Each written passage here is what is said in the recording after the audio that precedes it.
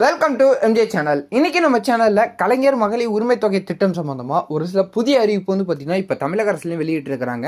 So என்ன அறிவிப்பு அப்படின்னு சொல்லிட்டு பார்க்கும்போது 9,000 சிறப்பு முகாம்கள் பார்த்தீங்கன்னா போட போகிறோம் அப்படின்னு சொல்லிட்டு சொல்லியிருந்தாங்க கடந்த 4ஆம் தேதி. ஒரு சில இடங்களில் இந்த முகாம்கள் போடப்படலை. இதனால பொதுமக்கள் நிறைய பேர் பார்த்தீங்கன்னா ஏமாற்றத்துக்கு உள்ளானாங்க. அதை தொடர்ந்து பலவிதமான கேள்விகள் பார்த்தீங்கன்னா பொதுமக்களுக்கு இருந்துச்சு. ஸோ முகாம்கள் போடுவாங்களா மாட்டாங்களா, விண்ணப்பங்கள் வருமா வராதா அப்படின்னு சொல்லிட்டு தமிழக அரசுக்கு பார்த்தீங்கன்னா கோரிக்கைகளும் வச்சுக்கிட்டு இருந்த அடிப்படையில் செய்தியாளர்கள் பார்த்தீங்கன்னா துணை முதலமைச்சர் அவர்கள்ட்ட இதை பற்றி கேட்கும்போது துணை முதலமைச்சர் அவர்கள் இந்த புதிய விண்ணப்பம் சம்பந்தமாகவும் இந்த 9,000 சிறப்பு முகாம்கள் சம்பந்தமாகவும் ஒரு புதிய மற்றும் மகிழ்ச்சியான தகவல் பார்த்தீங்கன்னா இப்போ வெளியிட்டு இருக்கிறாங்க. இந்த புதிய விண்ணப்பம் சம்பந்தமாகவும் சிறப்பு முகாம்கள் சம்பந்தமாகவும் என்னென்ன துணை முதலமைச்சர் அவர்கள் தெரியப்படுத்தியிருக்கிறாங்க அப்படிங்கிறத நம்ம வீடியோக்குள்ள போய் டீட்டெயிலாக பார்த்துலாம். ஸோ இந்த வீடியோவை ஸ்கிப் பண்ணாமல் ஃபுல்லாக பாருங்க. நம்ம வீடியோக்குள்ள போய் பார்க்கறதுக்கு முன்னாடி இந்த வீடியோக்கு லைக் பண்ணிட்டு இப்போ தான் நம்ம சேனல் ஃபர்ஸ்ட்டாக பார்க்குறேன் சப்ஸ்கிரைப் பண்ணி பக்கத்தில் இருக்க பிள்ளைக்கான கிளிக் பண்ணி வச்சுங்க. வாங்க வீடியோக்குள்ள போய் டீட்டெயிலாக பார்த்துடலாம்.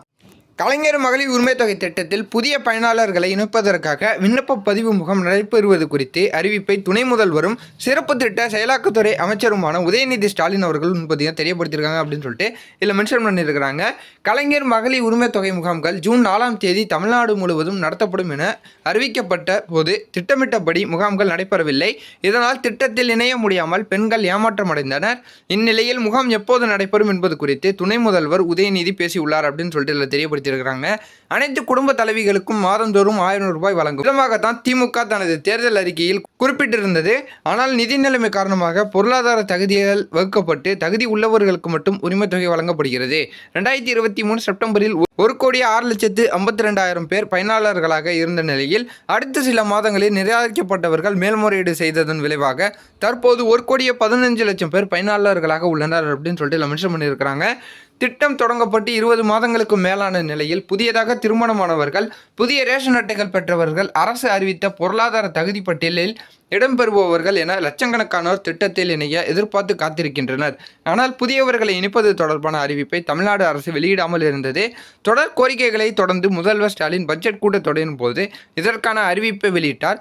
அந்த வகையில் ஜூன் 4ஆம் தேதி கலைஞர் மகளிர் உரிமை தொகை திட்டத்திற்கான விண்ணப்ப பதிவு முகாம்கள் தமிழ்நாடு முழுவதும் 9,000 இடங்களில் நடைபெறும் என்றும் முதல்வர் ஸ்டாலின் அறிவித்தார்.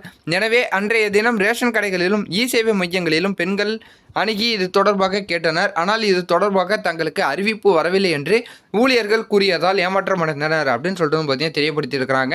ஸோ என்னதான் பார்த்தீங்கன்னா 4ஆம் தேதி பாதி இடங்களில் பார்த்தீங்கன்னா இந்த சிறப்பு முகாம்கள் நடைபெறல.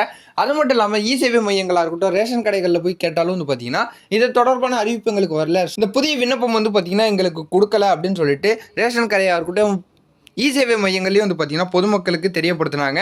சில மகளிர் உரிமை தொகை விண்ணப்ப பதிவு முகாம்கள் எப்போது நடைபெறும், அரசு இது குறித்த அறிவிப்பை எப்போது வெளியிடும் என்ற எதிர்பார்ப்பு அதிகரித்தது. இந்நிலையில் சென்னை கலைவாணர் அரங்கில் மகளிர் சுய உதவி குழுவின் நிகழ்ச்சியில் சிறப்பு திட்ட செயலாக்கத்துறை அமைச்சரும் துணை முதலமைச்சருமான உதயநிதி ஸ்டாலின் கலந்து கொண்டார். பின்னர் செய்தியாளர்களை சந்தித்த போது இது தொடர்பாக அவரிடம் கேள்வி எழுப்பப்பட்டது. ஸோ அப்போது பார்த்தீங்கன்னா பேசிய அவர் கலைஞர் மகளிர் உரிமை தொகை விண்ணப்ப பதிவு முகாம்கள் தொடர்பாக முதல்வரே சட்டமன்றத்தில் பேசியுள்ளார்.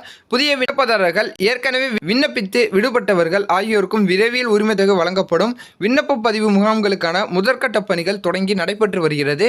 விரைவில் அதற்கான அறிவிப்பு வெளியிடப்படும் என்று கூறியுள்ளார் அப்படின்னு சொல்லிட்டு தெரியப்படுத்தியிருக்கிறாங்க. ஸோ முதற்கட்ட பணி பார்த்தீங்கன்னா ஸ்டார்ட் ஆயிடுச்சு. ஸோ கூடிய விரைவில் பார்த்தீங்கன்னா முழுமையாக பார்த்தீங்கன்னா இதுக்கான அறிவிப்புகள் வெளிவரும் அப்படின்னு சொல்லிட்டு பார்த்தீங்கன்னா நம்ம துணை முதலமைச்சர் அவர்கள் செய்தியாளர்கள்ட்ட பார்த்தீங்கன்னா இப்போ ஒரு அறிவிப்பு பார்த்தீங்கன்னா தெரியப்படுத்தியிருக்கிறாங்க.